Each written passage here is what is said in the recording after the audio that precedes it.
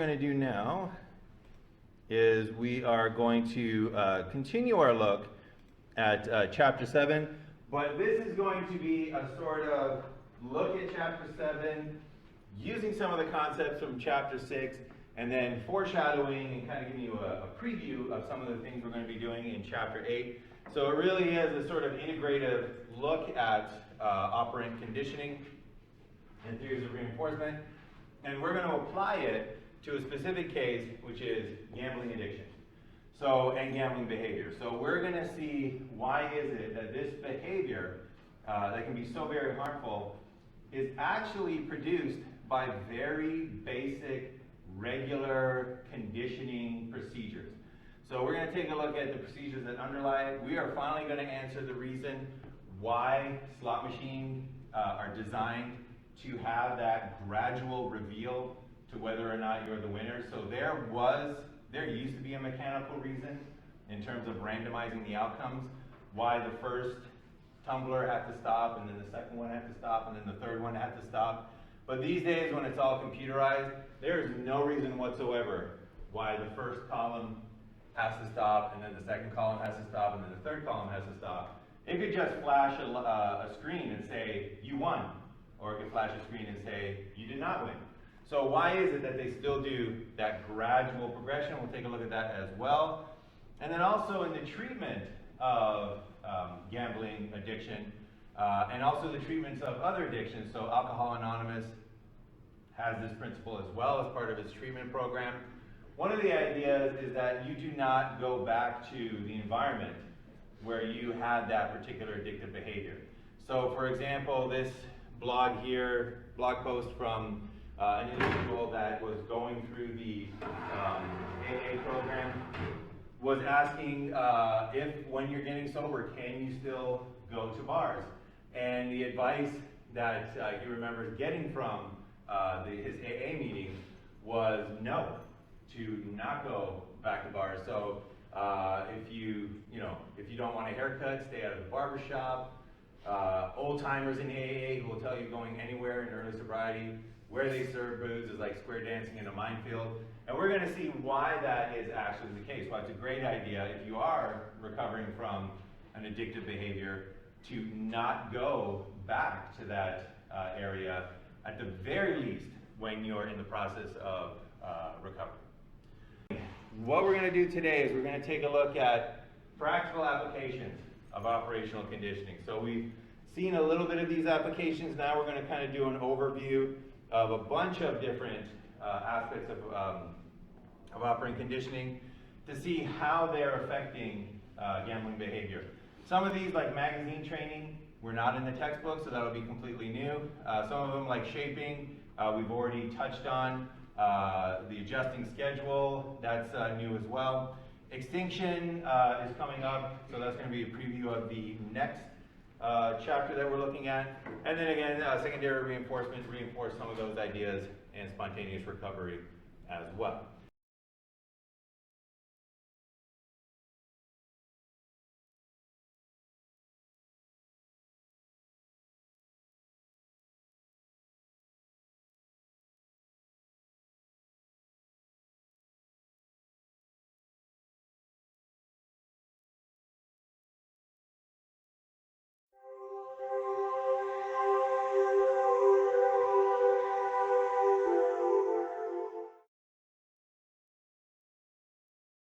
So we're going to start out with magazine training.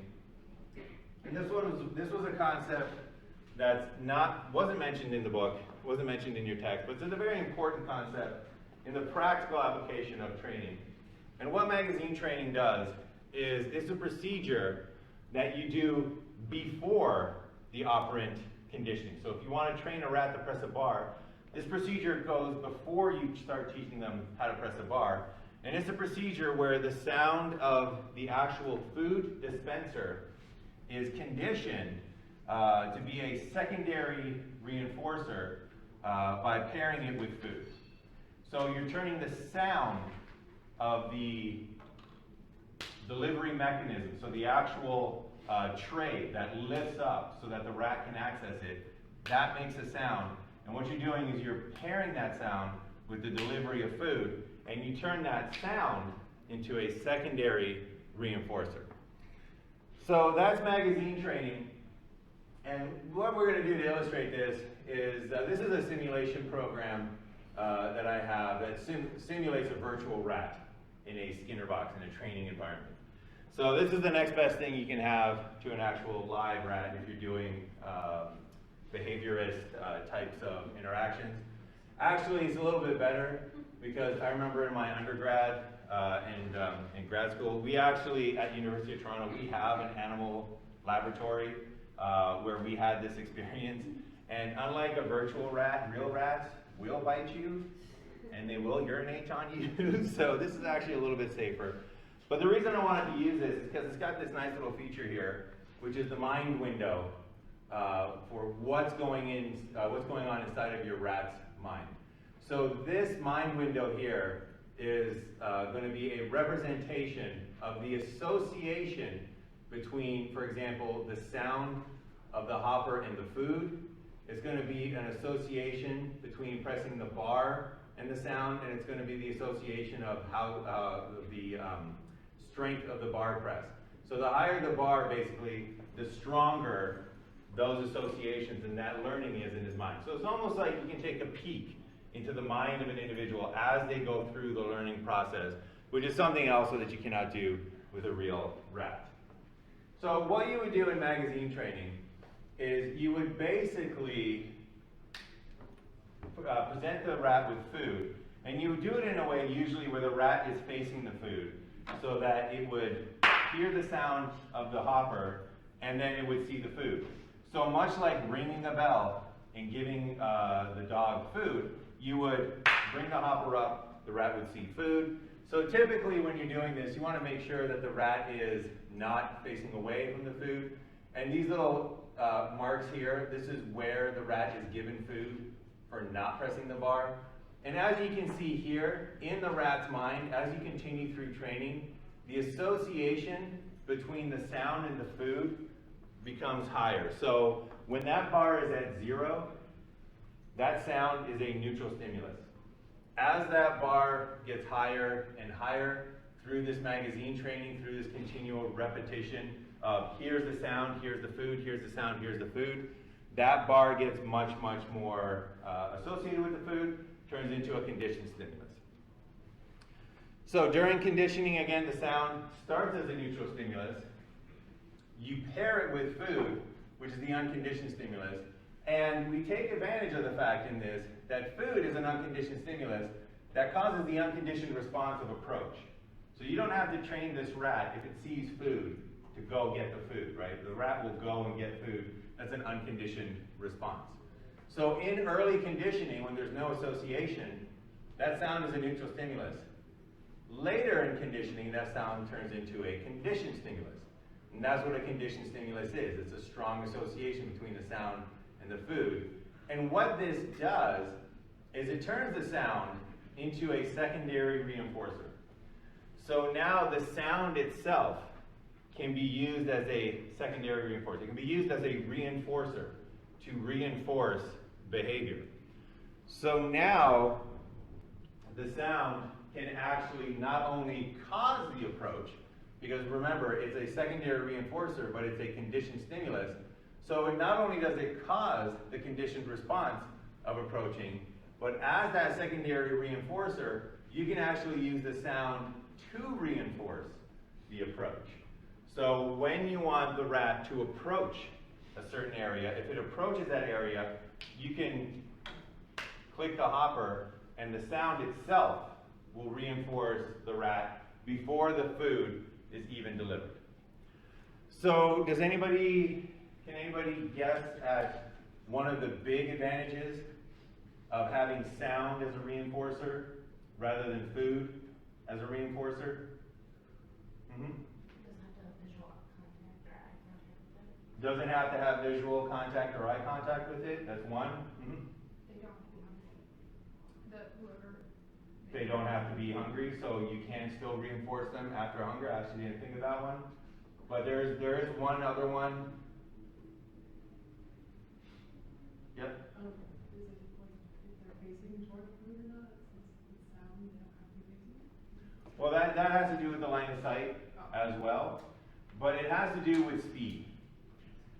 So the speed of sound, very, very fast, right? Speed of food, not very fast at all.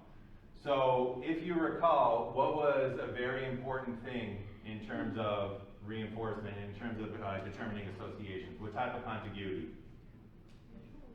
Spatial and temporal. So that sound decreases or increases the temporal contiguity. So if I'm trying to reinforce this rat for pressing a bar, it might press the bar and the food pops up. It's going to take that rat a few seconds to go get that food. But the time that it takes for the sound to reinforce that rat is going to be instantaneous. So having that secondary reinforcer, especially if it's sound, increases your temporal contiguity and makes it much, much higher.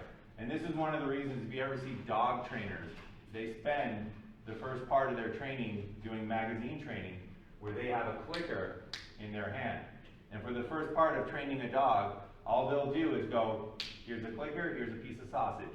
Here's a clicker, here's a dog treat. Clicker, dog treat. Clicker, dog treat. And what they do afterwards is they get the clicker to be reinforcing. It's a secondary reinforcer. And that way, when they throw their frisbee 50 feet, and the dog runs over there and catches the frisbee, they can hit that clicker instantaneously, reinforcing the dog for the frisbee throw, rather than saying, oh, here's the sausage, why don't you spend 10 seconds coming back and then we'll reinforce you for that. So it makes it much more effective. And that is also one of the things that underlies gambling behavior and gambling addiction. So there is a reason why this place is not silent, right? There is no gaming reason why the sounds have to be going. There's no reason for the any of that when the machines are running. But there's a psychological reason for it. And the reason for it has to do with this idea of magazine training and secondary reinforcement. So the sound is a neutral stimulus. The sound gets paired with winds, right? So you have the sound of the slot machines, of that, right? And then it comes out and it wins. And that wind actually causes playing, right? So winds will be the unconditioned stimulus that will actually cause people to continue playing. People like to do things that they're successful at. Eventually, that sound then becomes a conditioned stimulus. If you pair it with enough winds that cause playing the unconditioned response, in which case the sound itself, now as a secondary reinforcer, will not only cause the conditioned response of playing. So now when they're passing by the sound, and they're like, maybe I won't play today when I come to the casino. They hear the sound and they're like, you know what, I think I will play today when I get into the casino. So it becomes a conditioned stimulus that can cause a conditioned response. But more importantly, you can't keep giving people money to play the game. Otherwise, they'll be making money instead of losing money. Otherwise, the casino would go out of business. So you have to find a way to reinforce players without actually paying them.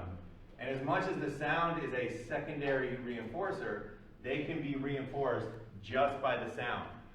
So when this individual plays his hand and he wins, he'll hear the sound and that will be reinforcing. When this individual plays his hand and that person all the way down there wins, he'll hear the sound and it will be reinforcing. And that is a way to keep reinforcing that button playing, that bar pressing, without actually having to pay out any money, without actually having to pay out any wins. And in fact, there is, if you know about the development of these slot machines, all the slot machine manufacturers got together and agreed upon a musical key for their slot machines because they didn't want their slot machines to be discordant with each other. So they basically all came together and said, let's do all our sounds in the key of E. Sound good? Sounds good. So they're all able to reinforce every other slot machine without actually having to pay out any unconditioned stimulus anyway.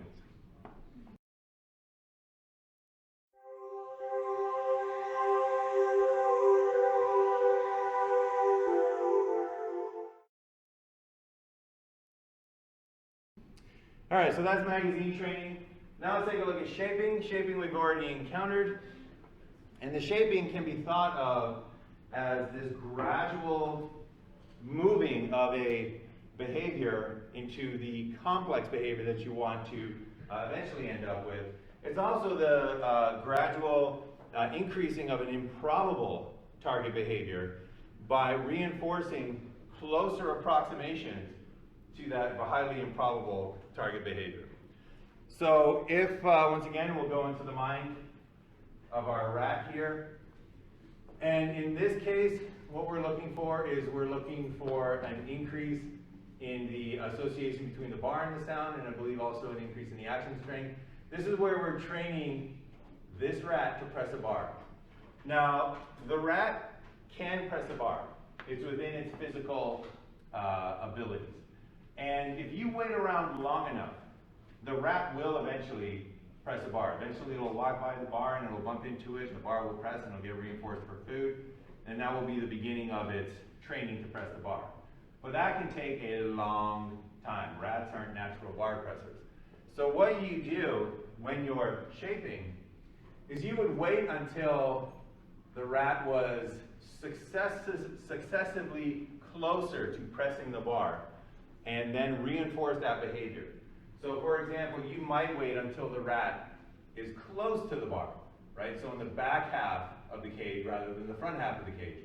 And then reinforce just being in the back half of the cage, because just being in the back half of the cage is closer to pressing the bar.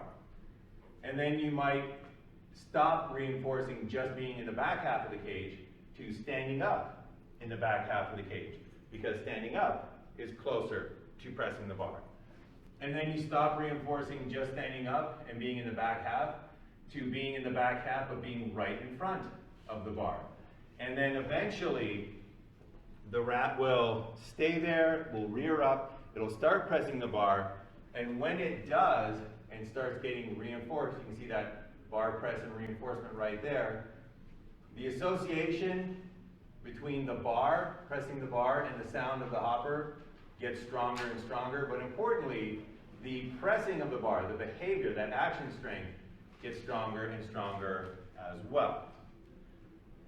So that is shaping. We got the rat to press the bar very quickly, and then once you get the rat pressing the bar, you can just let it go and it'll get reinforced on its own for pressing that bar, and it'll continually increase the strength of that particular bar press. That's what reinforcement does.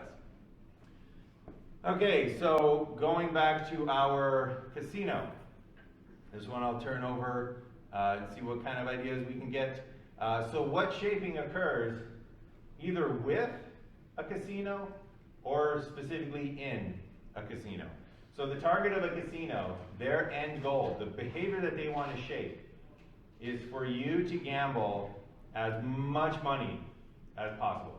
That's what they want. They want high gambling rates for high gambling money. So what kind of shaping might occur either with or in a casino?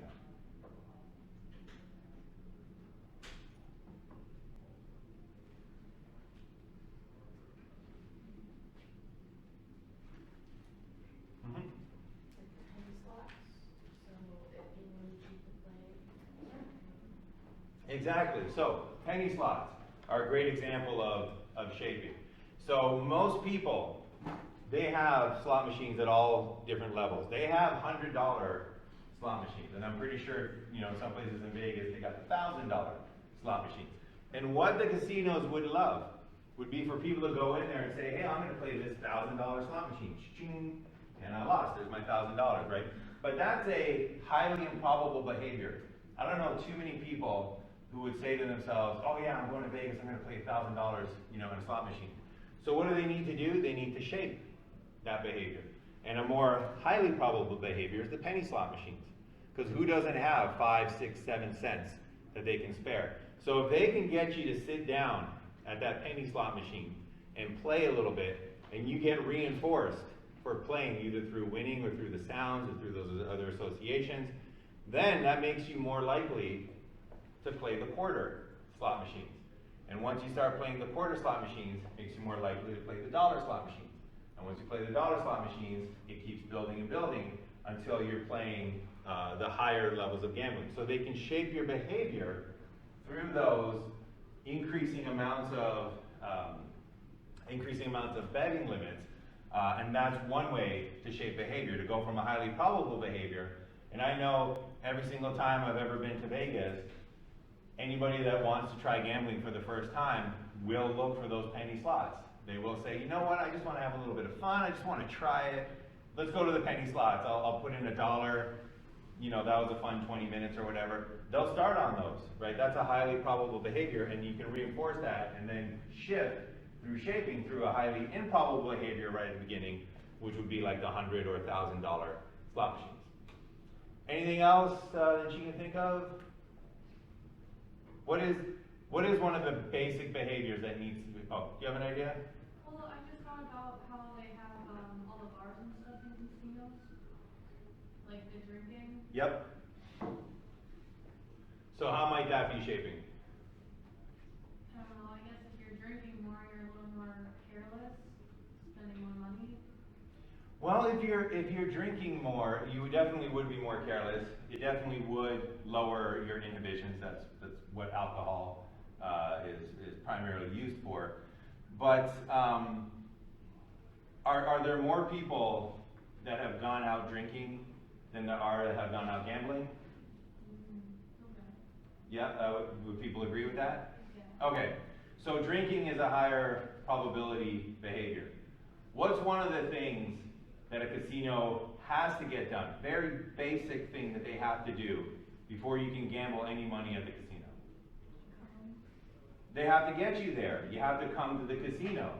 So if you have a bar in the casino and people say to themselves, you know what, I feel like a drink, I don't care to gamble, but this place has a great bar, let me go to that casino. That going to the casino is one of the first basic shaping things that a casino needs you to do in order for you to gamble. So the same way in Sniffy, that the first thing, sorry for this rat, the program's name is Sniffy, but the same thing for this rat, the first thing we need to do is just get him close to the bar. Just get him in the back half of the cage, right? That's the first part of shaping the bar press. The first part of shaping any gambling is to get people into the casino. So bars are one way that you can get people into a casino. What are other ways? Wedding receptions. Why are there weddings at a casino, right? Gets people there. Is that why they send out the like incentivizing, like advertising, or like the conference where you have, like, they'll send you a certain amount of money and where you can go there? Exactly. That's why they'll have, oh, here's $200 free in chips if you come and come to our casino. Other things, yep. So I know, like, in Michigan City, they have, like, a casino that has a built-in hotels, and it's, like, one of the nicer hotels, so if you're coming from out of state, you're gonna wanna stay at the nicest hotel, so then you can go to that one, and then Exactly. drink and spend. So nice hotels to get you into, again, that basic shaping of that particular behavior. So many of the things that casinos have, when I was living in Reno, the best restaurants were the ones in the casinos. Every single time I wanted sushi, it was one of two places, and they were both in casinos. The best shows, why would a casino spend millions of dollars booking entertainment when for the entire hour and a half that you're watching the concert or watching the show, you're not gambling, right? That's the one thing you can't do when you're watching a concert. You can't be out there gambling. It's to get people in there, is to do that first step of that shaping to make sure that at the very least they now have you doing the behavior of going to the casino. I know, like, most casinos that do have, like, the hotels, so they have, like, daycares for your kids. I know, like, one that my sister used to take when I was little. Oh, yeah? My sister used to take, like, me and my niece and nephew with her for the weekend, and we would go into this little, like, daycare thing inside of the casino. Wow. I've Like, never you heard can't of have, that. like, your, I- an excuse, like, you have your kids if you It's a Chuck E. Cheese game. Yeah. I work there for a while. Wow.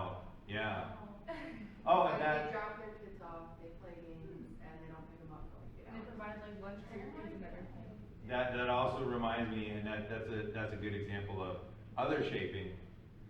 So Chuck E. Cheese with games can be thought of as a casino, right? I mean, what is it other than try this game of skill and see if you can win some tickets. And oh, here, you can go cash it in for prizes. That's exactly what a casino is, right? Try your hand at the roulette wheel, see if you can win some chips, and then you can cash it over there for money.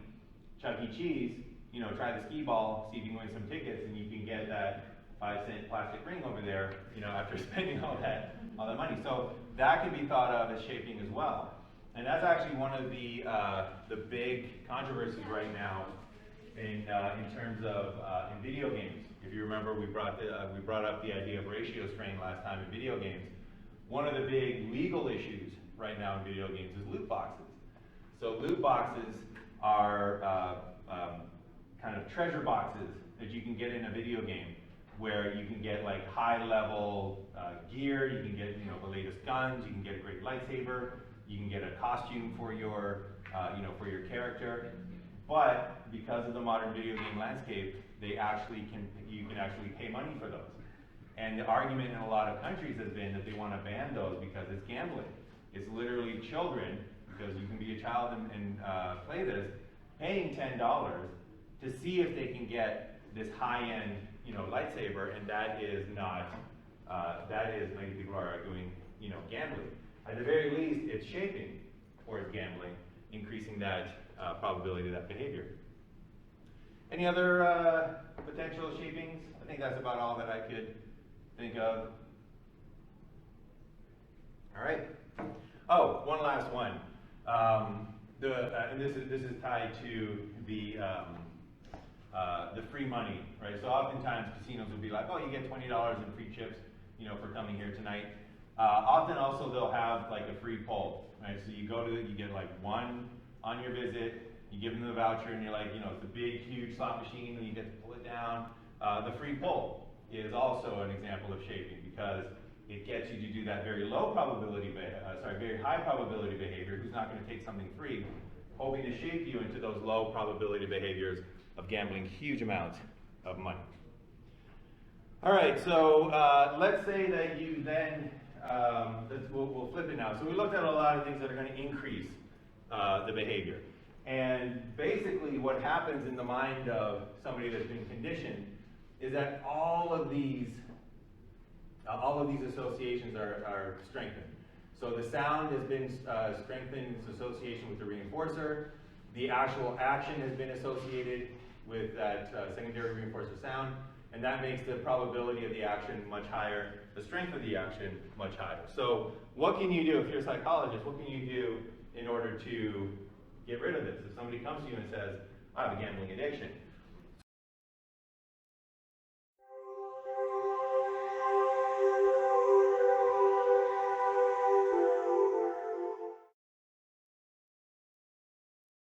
So one thing that you can do is you can actually go through extinction. And extinction is where you present the response, you have the response occur, but without the reinforcer. So in extinction, we'll see this in chapter 8, for operant conditioning, that's where the response occurs, but now you're no longer being reinforced for the response. And that would be what you would do if you were trying, one of the ways that you can try to treat somebody for gambling addiction would be to have them go through the responses, but not ever be reinforced with a win, not ever receive other reinforcers. So you can imagine that this has to be what normally occurs, right? If you go into a casino, most of the time, people are doing a particular response without receiving the primary reinforcer, right? So most of the times when you play that slot machine, you don't win, right? Most of the times when you press that button, you end up a loser. That's how casinos make their money. So almost every single trial at a casino, at a slot machine, is going to be an extinction trial, right? Every single one is going to lessen the probability that these individuals are going to play. And they'll go on huge losing streaks, which will lessen the probability that they're going to continue to play if other things weren't happening. So there has to be other factors involved that increase the amount of time that they're going to play. So let's take a look at some of those factors. So extinction here, so let's say that we wanted to go through extinction for the bar press here. We didn't want our rat pressing the bar any longer. What we can do is we can put it into an extinction procedure where the hopper no longer comes up, right? So the hopper is disabled, you press the bar, and it doesn't come up. So not only do you not get the food, but you also don't get the sound. And if that's the case, looking at the rat's little mind there, if that's the case, what you would find is that the strength between the bar and the sound goes down, because pressing the bar now no longer creates a sound, so you don't get that secondary reinforcer. And because of that, the strength of the bar press goes down and down. Notice the association between sound and food did not go down, because the sound is not being played and the food is not being presented, so those two have not been affected. But the sound, the strength of the bar and the sound association will go down, the strength of the actual bar press will go down, and eventually your rat will quit pressing your bar. So the question is, if this rat quit pressing the bar when it did not receive any food, why is it that slot machine players will continue pressing the bar even though they've lost hundreds of thousands of dollars? So you remember that woman that lost $250,000. How is this extinction avoided in slot machines, in casinos? So any ideas what might be happening here? Mm-hmm. Like large amounts of reimbursement, aka receiving a lot of money very rarely, or seeing somebody. So large amounts of money, but even though it's rare, was one of the contributing factors. So one of the patterns that they found in a lot of people that develop gambling addiction is a big early win. So if you go to the casino for your first time and you hit that huge jackpot, you are much more likely to develop a gambling problem than somebody who, didn't have success early on. So that's one factor to keep them pressing the bar. Yep. I know if you lose a lot of money, they actually will give you money. It's called a comp. They'll give you money for food or for the stores or something. So like if you lose $2,000, they'll give you like $40. And to some people it's like, oh, well, I didn't lose all my money because I got to eat food because they gave me money. Well, that would actually be That's one way to keep them coming back. another way to think of that is you're getting reinforced for losing, which would make you have a higher probability or frequency of losing in the future, or being willing to lose in the future. So that's another way of doing it. Any other ideas? Yep. Making the sound reward instead of playing. So that's one of the big ways we'll go over. The sound is the reward. So even though you're not getting hit with money all the time, if you can make that sound rewarding through that magazine training we were talking about, that can be used to continue that reinforcement. You had an idea, or is it? Some machines have bonuses, so even if you're losing, you build certain steps to get to the mega jackpot. Okay, so you can build your bonuses. We'll talk about that in just a moment. Yep. Like you take one step forward, so they give you like, oh, like you win like 2 coins, but you have to spend like 5 to like move forward. So it's like a step forward versus a step back. Mhm. But you see that step forward as progress. So in that case, you're kind of being reframed to get reinforced every single time, not as actual money, but as actual progress. So that was kind of the theme in both of those. So that's the case as well. So the key here, though, and kind of underlying theme to a lot of these, is that there's multiple sources of reinforcement. So even though they cut that primary one, even though you're not getting money every single time, you're getting the sound, you're getting progress, right? You're getting these other things every single time, and that is the idea of that secondary reinforcement.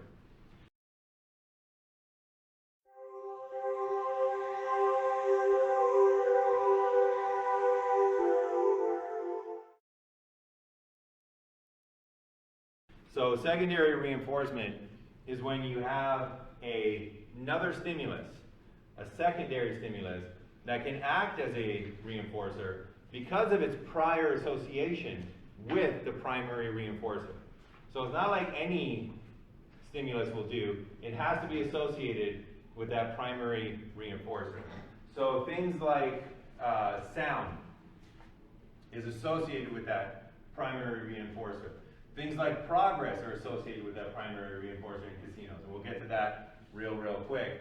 But if the sound is associated with a primary reinforcer, and we get to the point where the sound becomes a conditioned stimulus, specifically though one that can act as a secondary reinforcer because it was paired with that primary reinforcer, then you can reinforce behaviors like approaching that bar with nothing but sound.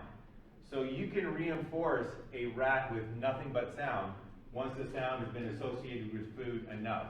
You can reinforce a dog with nothing but sound once that sound has been associated with food enough. And if you go through an extinction procedure, but this time we do not turn off the sound of the hopper. So this time we empty the hopper, right? The hopper holds the food. We just take all the food out. So every single time that bar is pressed, the hopper comes up, and the rat looks into it, and it's empty. And it presses the bar again, hopper comes up, makes a sound, the rat looks inside, it's empty once again. Just that sound will keep the extinction going and going and going. So you can see that in the previous example, the rat went up once, twice, and then just quit. But when it has the sound there as a secondary reinforcer, and every single time you press that bar, you still hear that sound, it will continue to press the bar for much longer before it finally decides that enough is enough. So all those sources of secondary reinforcement work to keep these individuals pressing that button, even though the primary reinforcer of money cannot come as often as it would need to maintain this behavior without those secondary reinforcers. So that hearing of that sound, the hearing of other people winning, ding, ding, ding, ding, ding, oh, I've been reinforced for pressing my bar, I've been reinforced for staying in the situation, that keeps the behavior from going through extinction. And the idea of progression was brought up, the idea of making progress towards your goal, and that is the reason why slot machines look like this. And it's to keep people from going through extinction, even though they're not winning every single time, even though they're not being presented with that primary reinforcer. Because literally, doing a behavior and not getting reinforced for it is how you go through extinction. How do you keep people from going through extinction? You can remove the primary reinforcer, but you have to have secondary reinforcers. And this is one of the best secondary reinforcers that are there. So in a typical slot machine, that tumbler would stop first, and it'll stop on something. It might stop on 2 chairs. And then this tumbler would stop, and it would stop on 2 chairs. And you'd be like, ooh, I got 2 in a row. And then this tumbler would stop, and it would stop on 2 chairs, and you'd be like, yes, I won this round. So what's going on here? During the early conditioning, first time you sit down to a slot machine, if somebody showed you a cherry, you'd be like, it's a cherry. If somebody showed you a diamond, you'd be like, it's a nice picture of a diamond. They would basically be neutral stimuli. For our purposes, we're going to take a look at matches, right? So if you did not know at all what was going on in a slot machine, and a friend of yours just said, oh yeah, just sit down here and give it a whirl, and you're like, I don't understand, what am I supposed to do? I've never seen one of these before, I don't know what it is, and they're like, just pull the handle. So you pull the handle, and this one comes up, and importantly, this one is always going to be a match, right? Your first tumbler that stops is going to be a match. Whether it's a cherry, you've matched cherries. If it's a diamond, you've matched diamond, right? There's no way it can't be a match. So we have match number 1, and that one pops up, and you're looking at it, and you're going, all right, I got a cherry, neutral stimulus. Match number 2 pops up, another cherry. And you're like, all right, 2 cherries in a row. I guess it's a nice picture. I don't know what it means, neutral stimulus. Match number 3 comes up, another cherry. And you're like, well, that's kind of weird, 3 cherries in a row, and neutral stimulus. Then the money comes out. Then you get that, bing, bing, bing, and you get all the money coming out. That money is an unconditioned stimulus that leads to the unconditioned response of the positive emotion. And this is the setup for every single play of a slot machine. So what happens in this situation? Well, notice that we're pairing, we'll break it down piece by piece. Notice that we're pairing match 3 with the unconditioned stimulus of money. The neutral stimulus of match 3 is being paired with the unconditioned stimulus of money. Once that third match occurs, it is followed by money. Remember that the association of a stimulus with the primary reinforcer can lead to that stimulus becoming a secondary reinforcer. So this match 3 becomes a secondary reinforcer. It becomes conditioned stimulus number 1. It becomes the primary conditioned stimulus.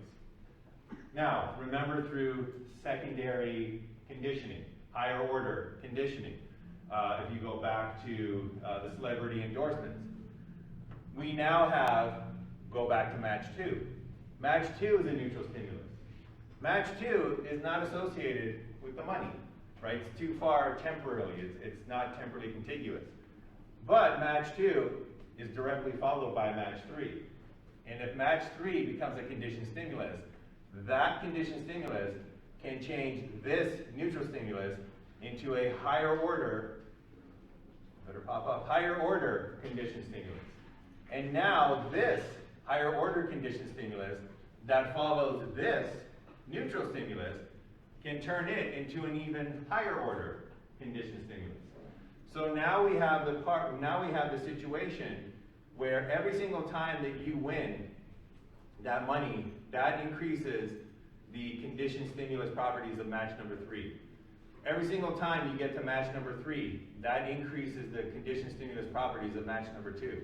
And every single time you get to match number 2, that increases the conditioned stimulus properties of match number 1.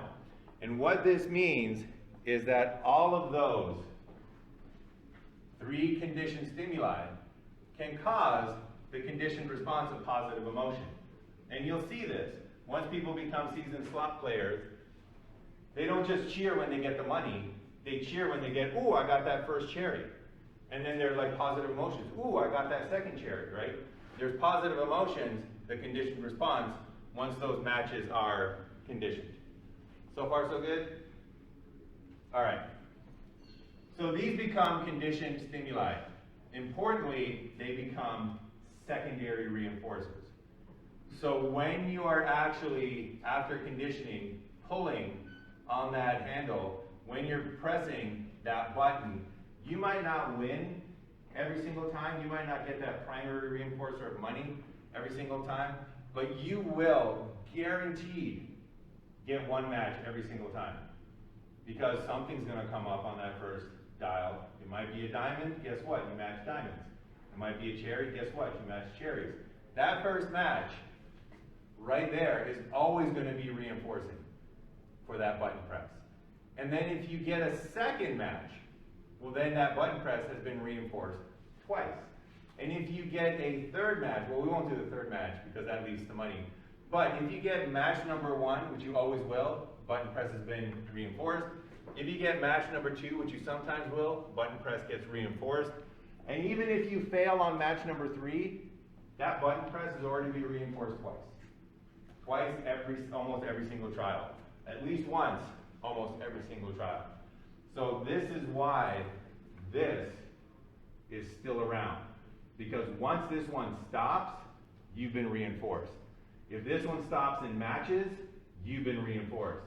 If this one stops and doesn't match, you've been reinforced twice already with no money whatsoever, and that keeps you from going through extinction. So I could barely keep this one straight when I was analyzing it. So you can imagine the psychological reinforcement that's going on when you can match 5 columns, 3 different rows, and lines and connections between those. You're getting secondarily reinforced so much without ever getting any money, without ever getting that primary reinforcer, and that keeps you from going through that extinction process. All right, any questions about that? So that is the mystery explained of why slot machines look like this now, rather than just being, you know, you've won or you haven't won. All right, a couple more things before we wrap up our look at addiction.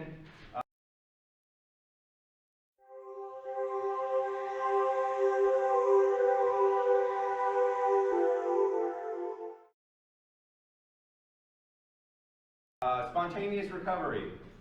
So you'll recall spontaneous recovery in classical conditioning. We also have spontaneous recovery in operational conditioning. So spontaneous recovery in operational conditioning, that's where you get the reappearance of a previously extinguished operant response. Once you take a break from that environment, and then you come back to that environment. So much like in classical conditioning, where we rang the bell with no food, rang the bell with no food, rang the bell with no food, until the dog no longer salivated. Then the dog went home for the night, came back to the lab the next day, and the first time we rang the bell, the dog started salivating again, spontaneous recovery. We have spontaneous recovery as well for operant behaviors. So when we took our rat here through the extinction procedure, this simulation actually allows you to put Sniffy, put the rat in timeout. So let's see what happens to his mind when he's put in timeout. So timeout simulates 24 hours out of the testing environment, out of that Skinner box. And if you put Sniffy in timeout, once the rat comes back, it will start bar pressing. And notice it will bar press. So we got the bar press right down here because the thought balloon was kind of covering it. Notice, number one, that once you get him back into timeout, so this is pre-timeout, this is why while he's away from the environment, the mind window, once he comes back in timeout, recovers a lot of those associations. The association of the bar with the sound, the association of actually pressing the bar, so that once he's placed back into this situation, Sniffy will start pressing that bar again without being reinforced. The reinforcement is turned off. He's receiving no food whatsoever. But once they come back from timeout, they'll start pressing that bar again until they go through the extinction process one more time. And just to kind of show you how insidious this can be, if we put him in timeout again, another 24 hours away, without ever reinforcing him, and then bring him back into that testing situation, he will spontaneously recover one more time. And it'll take repeated exposures in this way before there is no spontaneous recovery anymore, before the bar press is completely extinguished. And this spontaneous recovery is probably the best reason why, if you are recovering from any sort of addiction or any sort of bad behavior, you do not want to go anywhere where that bad behavior was conditioned, where it was trained. So if you're dealing with gambling addiction, you do not go to casinos, because if you step back into the environment, you might go through spontaneous recovery. So you might go to a therapist, and the therapist might work with you and go through the entire extinction procedure, and you might sit there and say, you know what, I'm cured. I feel no urge to gamble whatsoever. I haven't wanted to gamble for the last 3 weeks. I've beaten it. I don't have the urge to gamble anymore. Oh, my favorite music stars are playing at the casino. I guess I'll go to the casino. Walk through that door, spontaneous recovery. All of a sudden you're like, I gotta gamble. I feel like I need to gamble. It'll come back, spontaneous recovery. And that's why in programs like Alcoholics Anonymous, they tell you, especially during the early portions, do not go back to that environment. Do not go back to the bars. Do not go back to, in this case, the casino. Don't go back to those areas that you've been in before, because even if you feel like you have no urges to do it whatsoever outside of the environment, through that, and honestly, I'm hoping one day I'll find a benefit for spontaneous recovery, but through spontaneous recovery, when you go back into that environment, that action strength comes back up, and you feel that urge again, and that's why people relapse when they get placed back into the same environment. And one place that I always find spontaneous recovery occurs, and some of you are probably going to go through this in November, just to make this a little bit more of a common experience.